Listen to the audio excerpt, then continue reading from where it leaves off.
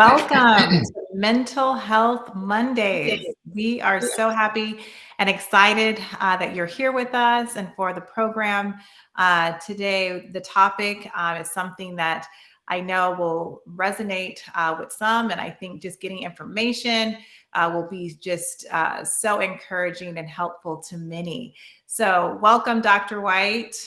Thanks. Thanks. It's good to be hosting with you. Yes, it is exciting. How are you feeling today? You know, uh, the COVID is unique in going up and down. Yes. The normal flu, you progressively get better, but Mhm. with COVID, it's just kind of up and down. So Yeah, you still think having the you're, coughs. What's yeah. that?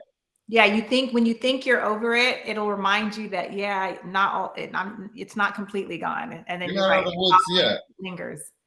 Yes. So runny nose and congestions and cough and all that good stuff. We're happy But all you're in okay. all, I'm okay. I'm okay. Mhm. I'm well enough to complain. How's that? Yep, you're okay. You're okay. So definitely okay. So How are yes, you? I'm doing well. I was just saying, like, it's almost perfect that we have these mental health Mondays because it's usually like a manic Monday, like so many things are going on. And then I can just come and be like, okay, let's talk about mental health things just to kind of decompress from my day. So, Exactly. so yes, Exactly. and today we're going to be talking about phobias.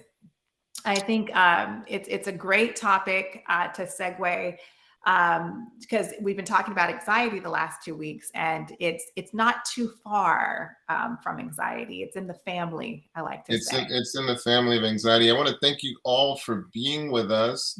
We Mhm. have a little tradition of you kind of mentioning where you are, from, Yes, where you're from. So please let us know. I see some very kind sentiments in the chat. Also, thank you for your prayers. yes. Sometimes you don't know, what is sustaining you, and it is so wonderful to know that there are folk praying for you. So we Yes, really, really appreciate it. yes, Uh, yes. There was a so we lot of see prayer. somebody from Tennessee. Welcome, Yes, Christine. That's awesome. welcome from Antioch. I know there's an Antioch, California, and I think there's an Antioch, Tennessee as well. So I don't know which Antioch. Wonderful. But Wonderful. welcome, Pauline. Oh, Antioch, Tennessee. Okay, yes, that's actually not too far from where we are. Oh, okay. Yeah, it's not too far. Welcome, Virginia. Yes, Ontario, Canada. Love it. mhm. Belize. Belize. Man, now You this is know, I'm want to sorry. visit. I want to visit at some point, Belize. Yeah, But I've never been to Belize, but I've been to Honduras, which is right next door because my family is from there, from the little oh, island of Roatan. oh, They speak Spanish there and everything. I don't speak any Spanish though, but we went to Roatan when I was 21 years old. But yeah, Belize is very close to my family on my mom's side. I see the Yeah. Golden State. Welcome, Jeremy. And Yes, then the and Sunshine State. Monterey, in the northern part of the Golden State, where we Mhm. just moved from. New Zealand, welcome, Oh, welcome. that's awesome. Yes, That's that's a country I want to another country I want to go to. I've been to Australia, but I just hear New Zealand so beautiful. It's so green and beautiful. Boston, Bostonian. welcome. Oh, this is wonderful. So yeah, simple phobias. Yes. As we delve in, we're gonna have to disclose. Atante, what is your simple phobia? Oh man, it's interesting. You know what? I was just telling you, I visited my hairdresser today and she was telling me about all her fears and all her phobias really. And I told her that we were having this program tonight to talk about these things. And so then I started to share because she is afraid of dogs. And I told her, I throughout my life have been afraid of dogs. And I was telling her where it came from. I can remember when I was either 5 or 6, me and my mom taking a walk. We lived on this like dirt road out in the country, and we were taking a walk, and the dogs came. And all I remember is we jumped on the top of a car to get away Wow. from. So that's like the memory I have, and so that's kind of the scheme I have in my mind of dogs, but it's gotten better over the years. My kids love animals, right? My oldest daughter has a German Shepherd, and he's Uh, actually and like his name is Zuko, and we've actually become friends. And I'm not afraid of him anymore. you're not running. but it took like a whole lot of coaching for it to happen. Mm. But still, if I see a dog, my husband will tell you, we're taking a walk, I'm going to cross the The street. street. And, Well, well, yeah. I'm afraid of dogs that bite. Yeah. Those In are the my automatic faulty thinking, they all bite. Well, they do, but well, but you get owners who you'll be like, "Hey, does he bite?" And oh no, he's really friendly. oh, I Could know. have fooled me the way he's locking down on my ankle as we're speaking, but no, I mean, once it's clear that the dog's not, mean or anything like that, it's that's not really. You want to hear my story of what could have caused a dog phobia? When I was young. When I was, I don't know, this is like grammar school age. I'm on my way walking to school, and there are these pack of dogs, and they're eating their bones or what have you. And while I'm walking by, I just hear them start to growl. And before you know it, they're after me, right? And so, of course, Wow. I run down this hill, and who knows what it was that made them turn away. It certainly wasn't my speed or anything. And then I felt this warm stream going down my legs to conclude the endeavor. Mhm. So that could have caused Yeah. the subsequent fear of dogs. But I think I'm with Pastor Ivor, where it's more snakes that like you just feel really uncomfortable around. Yeah. Yeah. So I think that would more be my simple phobia if I had to give one. But yeah, Yeah. I'm probably not the most comfortable around animals, period. But yeah. Yeah, I'm not either. And then I saw, no, neither am I. But then I have to tell you this: our granddaughter, who is 14 months, because she was born into a family that had a German Shepherd, like she thinks Zuko was like her big brother, and that's how he treats her too. And Right. so she is completely like not. She's a little baby. Well, she's 14 months, and she's not afraid of any animal. Like when she comes to Yeah. our house, we have a cat, and she just loves the cat, and the cat doesn't even really like her. He runs from her like, what is this little person doing? And so my point is that because she was exposed to a Right. dog at the Right. very beginning of her life, a Right. huge dog at that, she has Right. no fear of animals. And Right. so, Same thing with my daughter. mhm, She's an animal lover, yeah, yeah. absolute animal lover. So when we're talking about disorders. Mhm. So by definition, when we're talking about a disorder, we're talking about a disruption in function. Right. So we're not talking about just, hey, I'm uncomfortable around that thing. We're talking about shut down. Like Mhm. in that the presence of that thing, the exposure to that thing can cause massive shutdown and dysfunction. Mhm. That's what we're talking about when we're talking about a specific phobia. And so that's what the discussion is going to be about today. So we will, kind of share with you some that we've learned, but especially we'll talk about the most effective approach to overcoming Mhm. social a specific phobia. Mhm. I'm What looking at the chat, and there's a lot of snakes fears here, and lizards and things of that nature. Yeah, I haven't quite seen well, I did somebody here. Someone said that they have a fear of escalators, and I'm assuming still have marks than they need. Um, oh, my heart races, and I want to take an elevator. Oh, because oh, okay, yeah, escalator, and so they take an elevator when that's available. well, Um, what go What's ahead. interesting is a fear of an escalator is a very rational fear because there are a lot of people who take it lightly, not understanding the amount of force that's required Hmm. to, move people up an escalator. And you'll notice it doesn't mention any weight limits or anything like that. So it's Hmm. really a good idea to not have loose fitting clothing or any of that kind of stuff as you're going on an escalator. There one should really be more cognizant, but we get on escalators, don't even think about it. But a No. little healthy fear and awareness to guard yourself and make sure that things aren't likely to get caught. That's not a bad idea at all, actually. We're supposed to be helping people with their phobias. You probably just made the phobia worse. Okay. You just was like, that person is like, I was right. Well, well. You know what's interesting? You know what the real guiding principle is?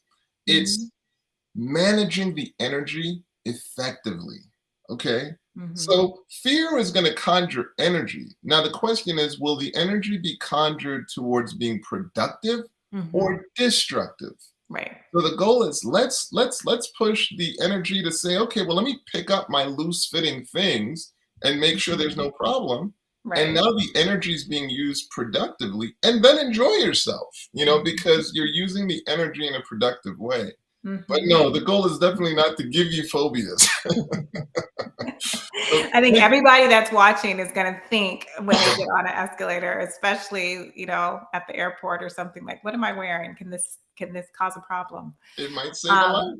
It yeah, might but save I a think life. the biggest thing to remember is that it's an extreme, irrational fear that it can really define to be a phobia, and it makes you avert things. I mean, you don't go to certain places. Like this person said they're afraid of an escalator, but do you not go to airports because you have to go down, or go to a mall or go to buildings that have escalators?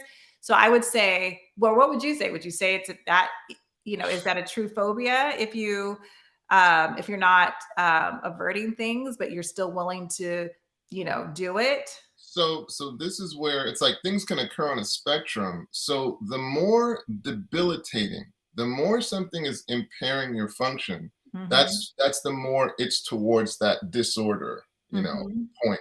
And of mhm, course, the more it's towards that disorder point, the more aggressively you want to get it addressed, the more you mhm. want professionals helping you deal with it, because you don't want that your phobia disrupts your experience with your loved ones or interferes with a job Right.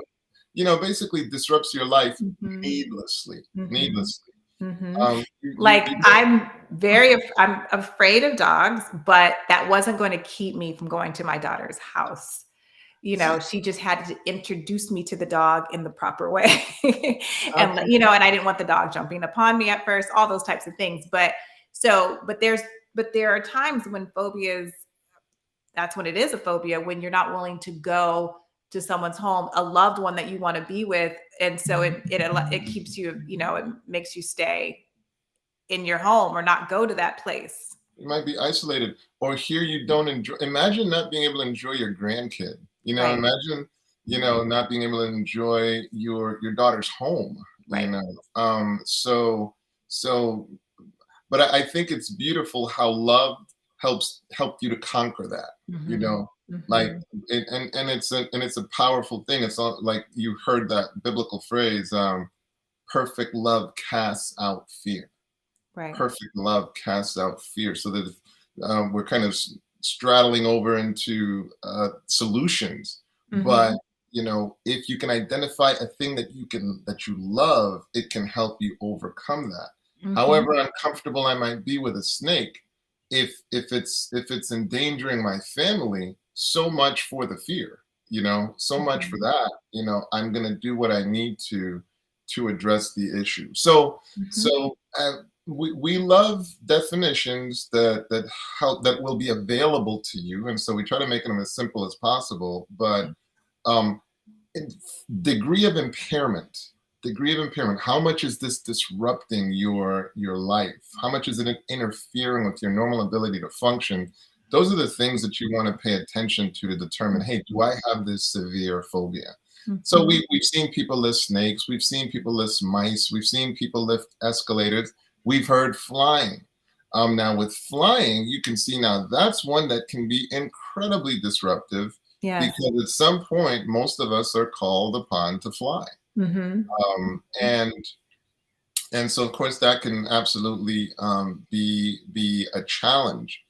Mhm. So here are some of the numbers. Let me just share with you some of the numbers. So it's an estimated 9.1% of US adults that are estimated to have a specific phobia in the past year. And also, the past prevalence of specific phobia among adults was higher for females, so roughly about 12.2%, than for males, which is about Mhm. 5.8%. So, an estimated 12.5% of US adults experience specific phobia at some time in their life. So Mhm. those are just to give you a picture of the severity. I'm getting this from the National Institute of Mental Health. And again, that's just to give you a picture of the numbers. Now, what I Mhm. could do is we could go into the criteria for a specific phobia.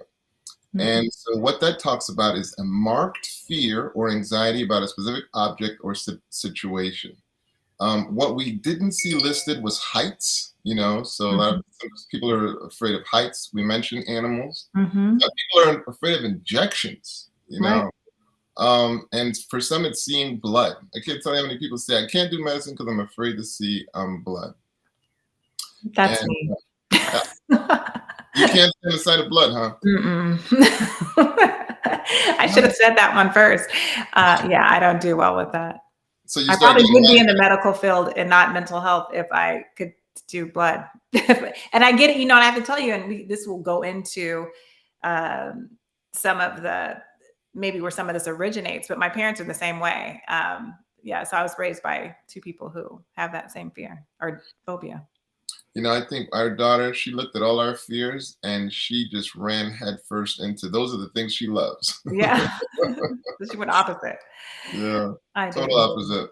Hmm. Well, interestingly, with children, the fear anxiety may be expressed by crying, by tantrums, by them freezing, or by them being like really clingy. And sometimes it's cool to be able to decode the child's behavior, to not misconstrue it as them just being oppositional or what have you, but they might be experiencing a phobia, Right. and that's not something that you can just rationally say, no, you shouldn't be afraid of that, because imagine if somebody told you that to deal with your fear. Mhm. Mhm. Okay. But the bottom line is that phobic object or situation, it will provoke immediate fear and anxiety. Mhm. And so there's an active attempt to avoid it. And that tends to be a hallmark of how you respond to it. Mhm. Here's a key: the fear or anxiety is out of proportional to the actual danger posed by the specific object or situation. Um, so, obviously, if you're afraid of people who kills people, that's a reasonable fear. Rational. That's But rational. when you're afraid of this little small item that you're Mhm. like about 500 times bigger than, Mhm. it's not a rational Right. fear.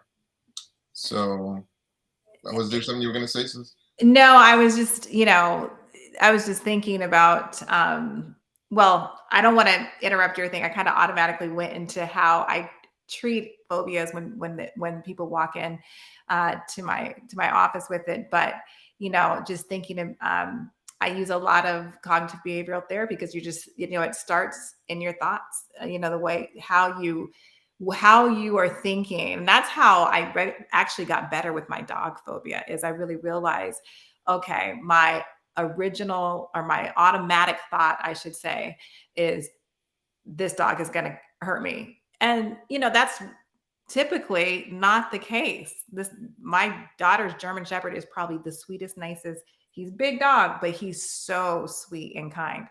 But my automatic thought is this dog is going to hurt me, and so I had to. I teach my clients to start to externalize that fear, that thought. I actually have them give those thoughts a name, so it's no longer just this thing like something they really hate, right? And give it a name, and then start a conversation with it. So when you're aware that you're having that thought, start having a rational conversation with that thought, and let it know that, hey, I know that you're here to make me be afraid. I don't have to be afraid. This dog is not showing me any signs that he's like trying to bite at my ankles or hurt me, or it's a friendly dog. The owner is here. So you're having like a rational conversation with your fearful thought. I But by love that. giving it a name, it externalizes it out, and it's not, you don't feel like it's you so much, but that you're dealing with something outside of you. Yeah, because our goal is definitely to spend more time on treatment than Mhm. on, just the actual issue. Mhm. So I don't, yeah, it's pretty easy to understand what a simple phobia is. let's go to treatment. Mhm. Um, you mentioned that one of the things used in the treatment of simple phobia is CBT. What Mhm. exactly is CBT? Right. Okay. So CBT is cognitive behavioral therapy. And it really, the core concept of it is that you have a thought first, and then you feel something, your emotion, and then that turns into a behavior. So that's why I was talking about. I try to help my clients see that being aware of the thought. What is the automatic thought saying? You feel afraid, but what was the thought before you felt afraid? What did you automatically uh, tell yourself and accept, and then went into that feeling, and then the behavior was you're running away from the dog or you're frantic. I even did this one time, not really proud of it, but I was walking with my good best friend, girlfriend, and a dog came. Again, I'm on a walk. It's always on a walk. And I actually put her in front of myself so that if the dog was going to bite, the dog was going to get hurt. This is my friend. But you see how these automatic thoughts can go so fast? And then so my automatic thought went, my feeling of fear went, and then I behaved like put my friend in front of the dog. And so this is what phobias can do. They can cause you to do some irrational things. Like, Well, that it's very interesting because your response, I'm sure, was probably so automatic. mm, And it wasn't like you were thinking, hey, I'm going to sell out my friend and I'm going to put her, it was just so reflexive, mhm, and which of course is sad. But while we are not your therapist, no, and we're not. so this exercise that I'm about to recommend is for entertainment purposes only. That's right. So what you might want to do is a lot of you have identified, hey, I have this phobia. Maybe you could put in the chat what your automatic thought is about that phobia. Right. Just as Sister Tante is kind of sharing with us the Mhm, process that she takes her clients through, it may be worth. I mean, you may benefit from actually saying, "Hey, what are the automatic thoughts that I have about mhm, this issue? Let me put them out there so that I can start, looking at them." Because I'm sure the minute you said that, this dog wants to attack me. Now it's out there to be examined. mhm, Like, wait a second, what evidence is it giving me that it wants to harm me? Which, of course, is a hallmark of CBT. mhm. Is it really rational? Right. What I'm thinking. Mhm.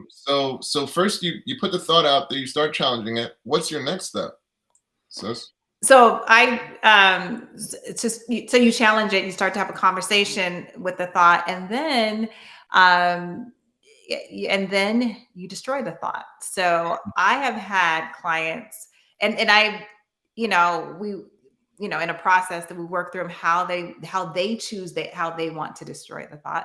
I've had them take the thoughts, and they're imagining and putting the thoughts in a suitcase, locking it and throwing it over the cliff and drowning the thoughts. Or I've had clients, they're, imagine them driving over like like something on the road, like a leaf in the road or whatever. So they're driving over the thought. They're destroying the thought. But and that's in that moment, and that can work in that moment. But You something got that you got some violent clients there. I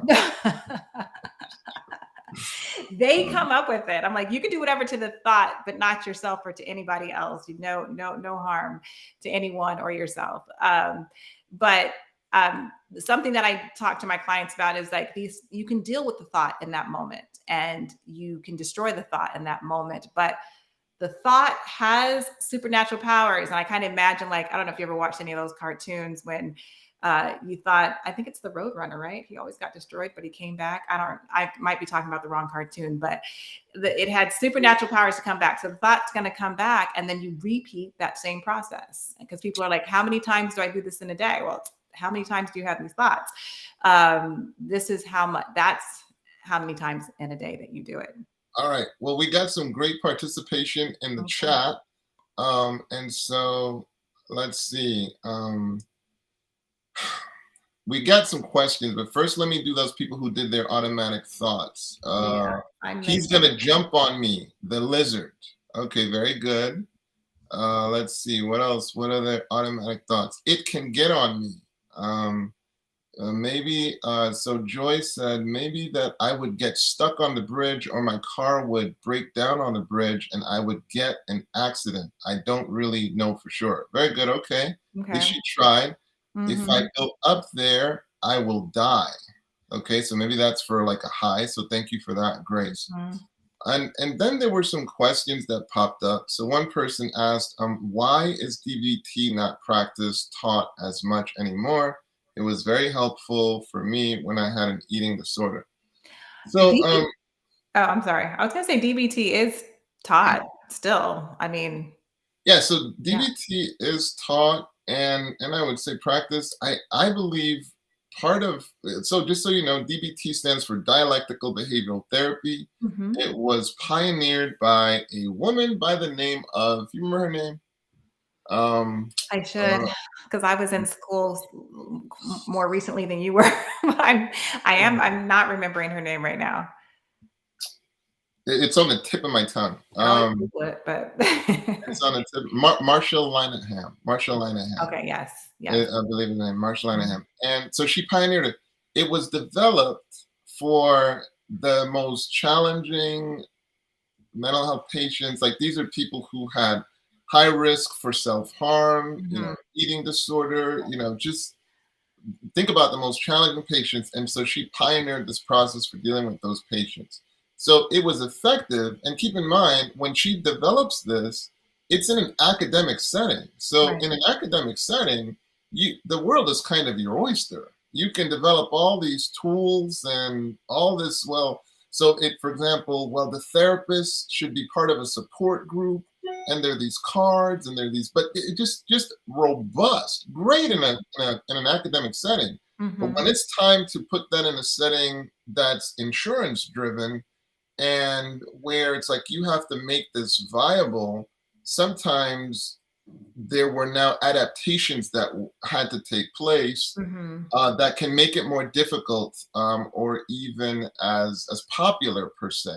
So that's just my rudiment. It's like, I mean, because I was at an institution attempting to implement, some of those processes, and those were some of the challenges I observed. Mhm, But that said, DBT definitely a powerful process, and where it can be mhm, implemented, it definitely has its place. CBT, what exactly is CBT? CBT is cognitive behavioral therapy, pioneered by Aaron Beck, mhm. and the work is being perpetuated by his daughter, I think it's Judy Beck, if I'm not mistaken, but I cannot recall for sure. But the bottom line is his daughter is continuing his work, and basically, cognitive behavioral therapy argues that your thoughts impact your emotions, and your emotions impact your thoughts, and therefore, if you can make sure that the thoughts are actually based in reality, you can better impact your emotions. Mhm. And so that's why one of the things you saw with CBT is checking the thoughts that are around, that are supporting the phobia. Uh, there is another technique that is used in addressing phobias, sis. Progressive desensitization. Do you use that Mhm. with your clients at all? I don't. I don't. The only other thing that I've used for phobias, and it's not as often as CBT, is exposure therapy. So Right. that's something that But can. with exposure therapy, it's progressive, right? Oh yeah, it's progressive for So sure. I think it's the same thing that I'm talking about, because Okay. it's like it's systematically Right. exposing them to it. Right. Um, and by so doing, you're kind of desensitizing them. But like, so you might say, well, the snake is in the other room, so all you got to do is just take a step towards the door. Right. And okay, now take two steps behind the door. Mhm. Okay, well, now open the door and close the door. Okay, well, now go outside, stand for 1 second, then come back in here. Mhm. And so it's just progressive, Yeah. and you're seeing that no harm is occurring, until you can get to that space where eventually you're facing the phobia, but it's not eliciting the anxiety or the fear. And this is done with trained professionals. Right. So yeah, apparently you do that one. Yeah, I do. Yes. Yes. I know some people who have those fears just hearing you say like, okay, just take 2 steps forward or open the door and close it. I'm sure their heart rate started moving just in that thought. But And I'm sure small, there's some who were saying that would be very easy.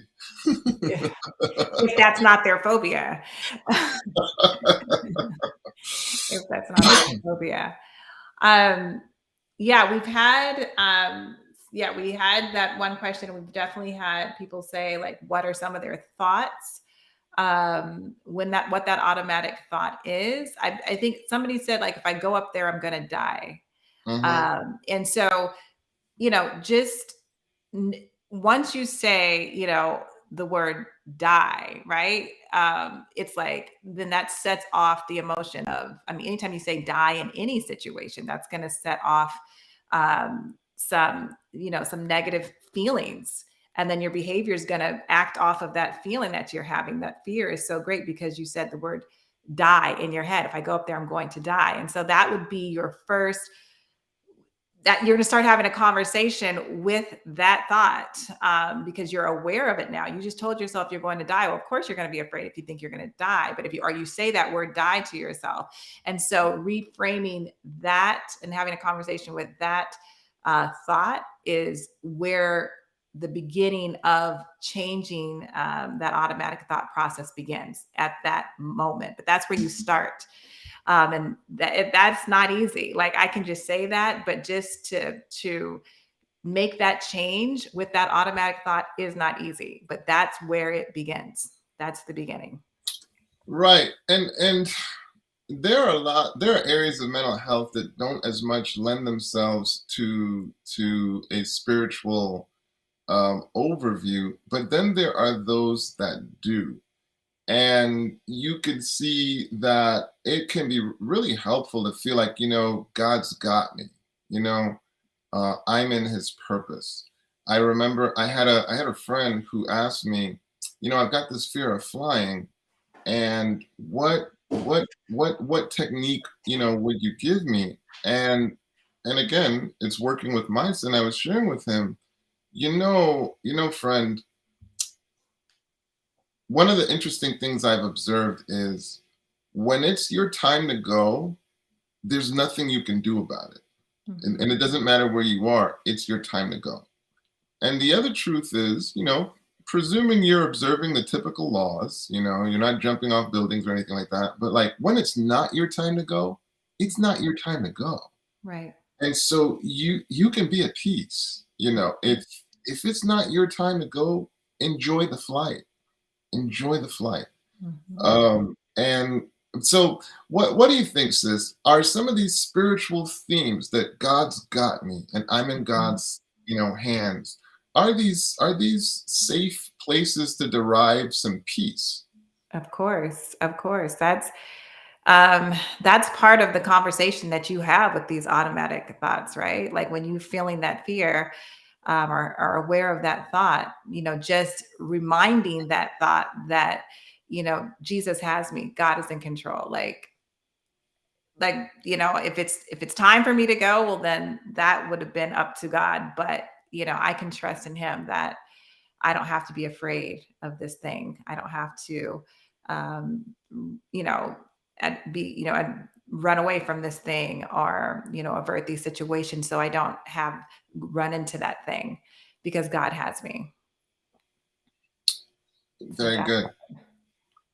Thank you for that. And now, does phobia get worse with age? Gene, uh, with the crude research I've done, it seems like the trend is more things tending to get better with age as people Mhm, recognize that the anxiety is out of proportion to the phobia. mhm, So we're not saying that you shouldn't get treatment. You definitely should get treatment to mhm, help support you. But in mhm, general, with age, people start to see that, man, this is really out of proportion. This anxiety is out mhm, of proportion to the actual risk, and that can play a role and important.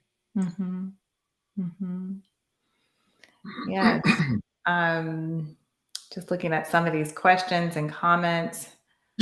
I've known I don't know a therapist personally, but I have read about therapists who have actually worked with clients and their a fear of planes, their phobia of planes, and they worked with them, and they actually would fly with them as they got to the point where they would not get on the plane, and then they finally got to the point where they would get on a plane, but the therapist actually flew with them on their first flight, and almost help them go through the process as they were. This is part of the exposure therapy, really. But this therapist actually flew with the client, and it helped That him. sounds like some expensive therapy right I know. there. That's what I thought too. But this person could afford it, and that's what happened. Yeah. So that's another example of just they were being exposed, but they also had the therapist there to kind of help them along the way and process it. Um, I'm just looking again at some of these comments, Yeah. questions. Yeah. I'm going to ask a question to Go those who for are it. watching and to the chat. Like, are some of these, are you feeling like some of these things that you're afraid of or phobias are keeping you from doing things? Like you're afraid of heights. So do you completely um, avoid high situations or being in a place where you're elevated? Are you, if you're afraid of escalators, do you still go on them? I'm just curious to see, like, is are these phobias stopping you from doing things? While they're like responding, Hmm. I've come across people who talk about this term of empath. Nowhere in my academic, studies have I ever seen anything allude to an empath. Have you? So, I'm sorry, I was looking at the comments. Say that again. Say that. Ask me that question Have again. you, have you ever heard of this term called empath, or at least come across it in Empath. academic? Yeah, in Okay. At academic first, I thought you literature. said impact, but no, you said empath. I've heard that term used, but not in my education process. No. Yeah, I've never seen it, addressed academically. So I don't have any literature or professional background with that term. Yeah. So I can't help you with that one. I do hear the term thrown around, but my studies have not prepared me to define what exactly it is from an academic standpoint. No, I agree. This is, oops, I'm sorry. I didn't mean, I'm sorry for that. I posted, not that don't want to post that one, but there was one. Okay. Sorry. This is the one I wanted to actually post. Uh, I just think like, this is, as I feel like we have to talk about this. Okay, um, to, go for it. to res, well, the STA causes a lot of phobias. I mean, it's the reason why I highlighted your comment, is because this is something I've talked about. My husband and I have talked about it. Some close friends, we've all talked about it. And I don't want to say, I think not that 7-day Adventism or the truth in God's word, I don't want to say causes phobias or anxiety, but I think the way that it's presented and has been presented, um, for so many years can cause phobias. And definitely, if it's not causing a full-blown phobia, it definitely causes a lot of anxiety because we're always afraid, like, we are the people of the book and we remember the Sabbath, which praise God we do because God said remember. And so we're always just like, okay, we have to remember everything. Did we forget something? I mean, it's just always this anxious uh, vibe that I feel that can happen, which I think this comment is trying to get to. But I have I'm gonna definitely seen a lot of that. Go ahead, Dr. White. I'm gonna balance that with this perspective. Okay. So I grew up in the ghettos of Bedford-Stuyvesant, Brooklyn, New York. Hmm. My brother and I, and subsequently brothers and I were parented by a single parent mother. So resources were scarce. Hmm. But the gift of our church was it exposed us to so many things that it's easy to take for granted. It exposed us to reading. Mm. It exposed us to being rational. Mhm. It exposed us to prize education. It exposed us to value science. It surrounded us in a community of people who valued all those things. Mhm. So one of the things that really didn't fly well in that community that Seventh-day Adventists surrounded us with was superstition, Mm. and a lot of the superstitions that would give rise to phobias, like we would be like, that it doesn't really jive. Mhm. So so I want to counterbalance, what you're saying, Mhm. in terms of that experience you described is real. Mhm. It's real, but I want to flip it in terms of the gift that it was. That I remember there being like cooking workshops and Right. things that later on I could take for granted. That people with a lot more resources than me Right. didn't get exposed to that information Right. because that kind of content was so germane to the Mhm. Adventist culture. Mhm. And one of the things I'm committed to is not taking lightly the gift that that culture provided in the Mhm. context of very limited resources. Mhm. Mhm. Mhm. So, Yeah, I would so agree with that. I would agree with that. I think, and I don't, of course, I don't know the person, I don't know their experience, but I think more recently, like how you said, in your mindset growing up, like you were able to just have wisdom, be like, oh yeah, that doesn't make any sense, or to go to that extreme. But extremism has kind of become a thing you now, can always take currently, it there. currently, but Yeah, it used to not be that way. right. And it can always be taken there, and there are people that'll take it, but frankly, people will take just the most benign thing, and they'll take it to the level where it's no longer helpful. So Hmm. I get it, but I certainly want to counterbalance it with, Hmm. my goodness, that passion for teaching about truth and Hmm. science and the health laws, and me knowing things and taking those things for granted, things that people today you share it with them and you're like, and they're like, really? I had no idea. Right. No, I totally agree with you completely. You I think it know, just goes, I think, and I can only speak for myself, but I think when it goes off track is when that our um, just our I don't want to use the word basic, but our baseline information that we know and hold true with our health message, with the Sabbath, with all the other prophecies, all those other things, when that doesn't become enough and we try to add on to that to make it right. even more, that's when it becomes a problem. Or just people prone to fanaticism, you know? That's what I'm trying to say. Yes, that's what I'm trying to It's say. like, dude, take a chill pill. You know?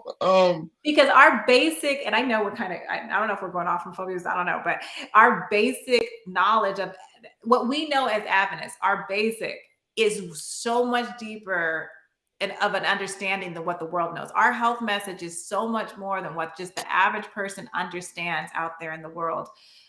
We don't have to add anything more to it. Like God gave it to, He gave it, and it's enough to bring the knowledge that people need and understanding, and our definitely our prophecy knowledge is way beyond what anybody else understands, and so we just don't have to add any more extra stuff to it. It's enough. It's it's enough. definitely enough. It's enough. And it can be used to help you, Hmm. to help you navigate this difficult thing called life. Right. It can be a wonderful tool, and it can totally be misused if Hmm. that's your goal, as well. Hmm. Um, all Back right. to phobias, but in that Yeah. kind of in that person's comment, I think was honest. It was part of phobias because you can have religious phobias. It's not until, and I'm sorry, I don't want to go off track either again, and I don't think I'm going off track, but it wasn't until I became a therapist and started seeing so many different Christians of all types come into my office that I realized that it's not just, Seventh-day Adventism that has a sometimes a culture of fanaticism, and extreme theories or whatever that can cause anxiety and phobias, but it's literally every religion I have seen. Every religion has that side to it, and it's just Satan just tries to get into anything he can get into to cause those anxious feelings and cause phobias. So I, religious I phobias. Yeah, I can't lie, but the theology of my adulthood that gave me the peace and understanding that God really is love, Hmm. and God is far more passionate about trying to save me than Yeah. condemn me. I was Amen. like, I mean, that's like that took away a lot of phobias. Yeah.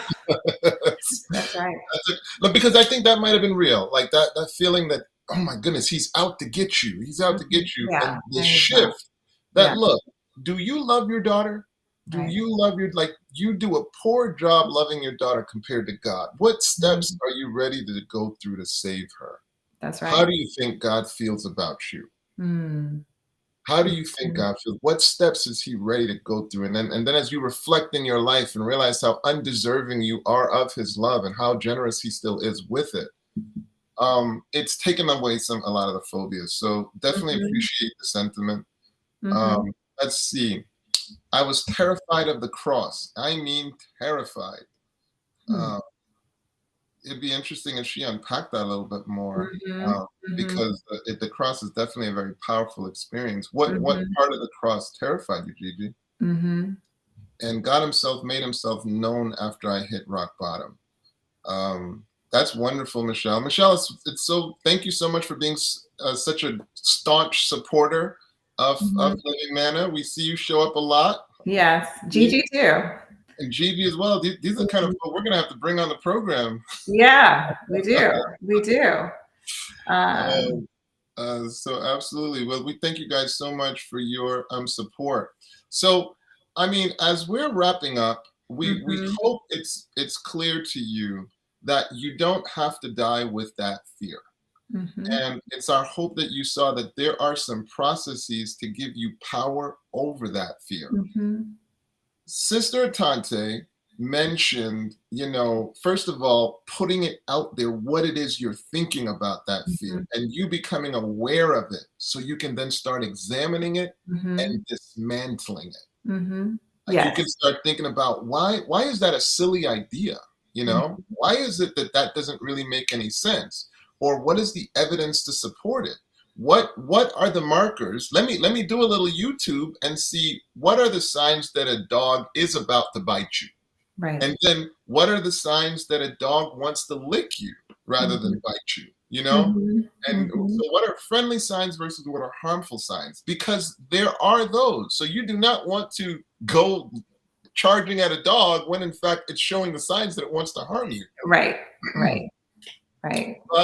but you want that you have a sense of calming as you see that no, actually that dog wants to help you. So we're talking about the big picture, and that is take power away from that phobia by gaining more information. And then we talked about, Mhm. hey, you can partner with a therapist skilled in Mhm. helping neutralize phobias, and, Mhm. and some of the steps that they will use will include systematically exposing you and thereby desensitizing you to that phobia. So there are steps you can Mhm. take. Mhm. But the good news is you don't have to die with that phobia and have it disrupt and block you from some of the wonderful aspects of your life. What were you Mhm. going to say, Sister Tante?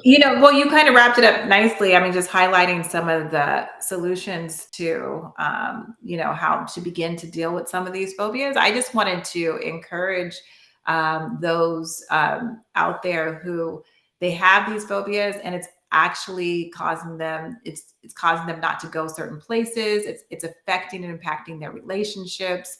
It's really becoming a real problem in their life to seek a therapist in their local area who they can talk to about, those issues. I encourage those who are truly struggling with that. Absolutely. And I want to say this. I'm sorry, because I just want to say this last little part too. Because I say that, and I want to bring just a little bit of education. I know we're ending. I just want to bring a little bit of education about finding a therapist. I think that's really important too.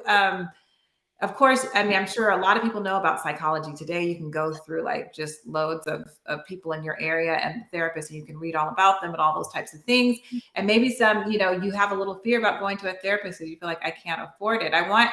those out there to know that there are lots of mental health resources that are affordable in every area. Because in our training, I know it was probably different for Dr. White. I'm not quite sure, but when we graduate school, we still have to get had to get 3,000 hours of counseling in person type of thing. And with that, well, in California, you work at a mental health counseling agency or something like that. And with that, we charge very low cost, very, very, very low cost. So we want to see as many people as we can so we can get all the hours that we need to become licensed.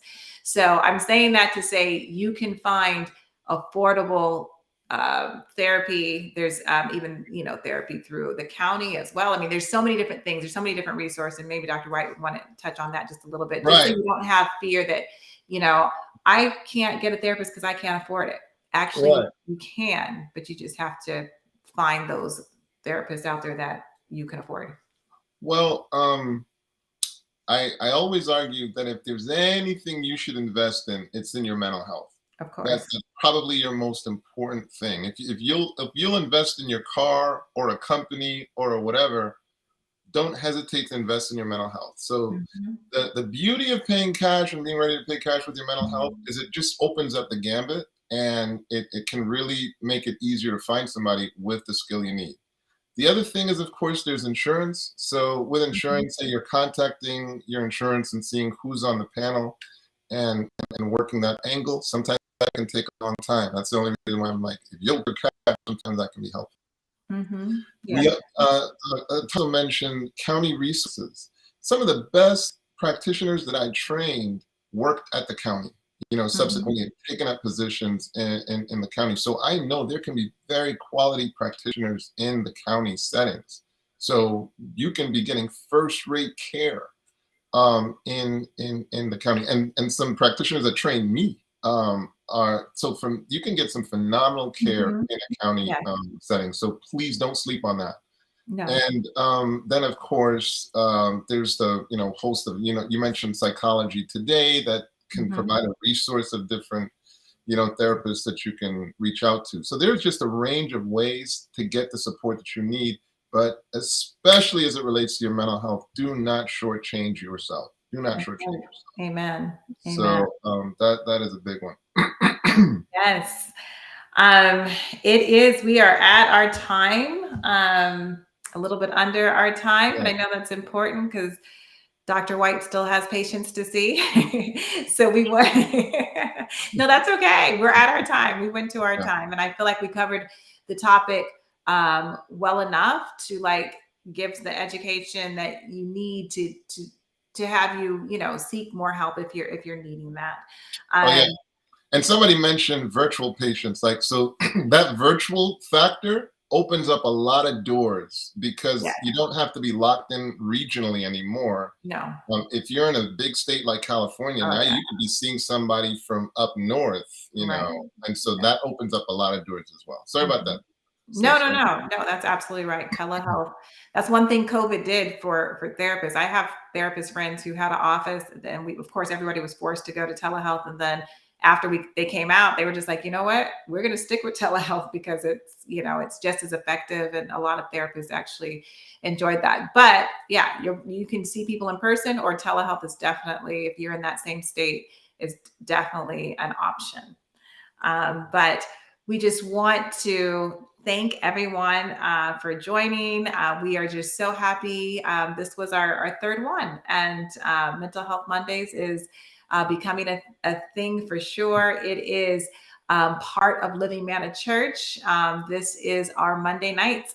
And I believe I'm going to probably say the wrong thing. No, June 9th, I think Dr. Pandit starts his program. And I believe that same week, True Health Tuesdays will be starting as well. And you're not going to want to miss that, because we're coming from the mental health, they're coming from the medical health and physical health. And, you can't just find a naturopathic doctor and a medical doctor in the same place, coming at two different perspectives, but bringing you the most awesome information that you're going to need. Uh, Practical, applicable stuff. Yes. Practical, applicable stuff. And Yes. the mandate Pastor Ivor has given is make it practical. Which reminds me, we got to give him a practical assignment. Oh, that's right. So a practical assignment is you're going to take just one step. You just want to take one step towards gaining some power over your phobia. And so you got it from Sister Atante. Write down what that automatic thought is and start taking some steps to dismantle it. Mhm. So that's the practical steps. But Pastor Myers has demanded that all of us keep things as practical as possible, and it's something that he honors even in his sermons as well. Mhm. Just keeping it as practical as possible. By the way, I got the photo theology cards, right? Now, having a divine hour, right? Having divine hour, having a devotion with the family is always a challenge, because of course we have a late teenager now, so Yeah. too Young school, adult. too cool for school, too cool for school. So now I just whipped out the card, and I think last night's card was, what is the bigger pattern of this of the verse? What is the Yeah. bigger pattern? Yeah. And it made the devotion so much more enjoyable. Oh, yes. So much more enjoyable. So when I tell you Living Manna is about keeping it as practical as possible, but I love the photo theology card. So anyway, I had Amen. to plug that. That's No, all. it's okay. We've done worships with our kids with our young adult kids and their friends from college. And it was probably, I told Ivor, it's the best family worship I've ever had. Wow. It's Wow. very, yeah. And they just got into it. And I know yeah, definitely. Yeah. Yeah. So, hopefully, some that you guys will be interested in that. But this again, Mental Health Mondays is part of Living Manna Church, and we invite you to, if you haven't tuned in on Sabbath, to tune in on Sabbath. That's our church service. We have Sabbath school, and we're just about to wrap up a series that my husband and I have done with Dr. White, and it's been amazing. So if you've missed any of it, you can go back on the YouTube channel that you're watching on. If it's Power of the Lamb YouTube or Living Manna Church YouTube, you can go back and watch the previous six programs that we've done. Seven-ish, seven when you're counting last week. If we count that last one, Yes, it was seven. it's seven. It's seven. So it has been a blessing, but Right. we just want you to know that we care about your mental health. This is why we talk about it every week. We want you to invite your friends. So, you guys can, you may not be an official member of the church, but you are an active guest. And so all of you can invite your friends and say, hey, this is the church that I attend online. And you can send them a link and say, every Monday they talk about mental health. And it's an easy way to begin to share with them about this church. And if they keep watching, they'll learn even more about God and Adventism. So you are our virtual Bible workers. And we just thank you for watching. We have to say that we will not be on for the next 2 weeks, but They can catch up. They can catch up on all the yes, stuff you in the can watch. past. Yeah, you can share these 3 watch, and we will be back, and we'll be back with a bang. We'll let you know what that topic is. We haven't completely finalized that yet, but we will let you know ahead of time. But we will be back in 2 weeks, and we're looking forward to that because it's enjoyable to spend time with you guys here for this hour or so every Monday. Do your homework. Don't forget to do your homework. Yes, your homework. For sure. For sure. Sister Tante, always a pleasure, ma'am. Yes, it's always a pleasure. Would you like to close out with us? I'd love to close out. Thank you. Our Father and our God, dear Lord, we are so looking forward to the day where you are going to extinguish all phobias, dear God. There'll be no more suffering, no more pain, no more crying. We're so looking forward to that. And in the meantime, help us to do our part. Help us to pay attention to the irrational thoughts that we're having about that, and help us to expose it, put it out into the light, and so that we can begin the process of dismantling it. So be with the audience. You see the issues they're dealing with. Please make it clear to them that they're not alone, and be with us till we can come back together again. And we pray this in your holy name. Amen. Amen. Amen. God bless everyone. Have a good evening. Bye bye. Bye bye.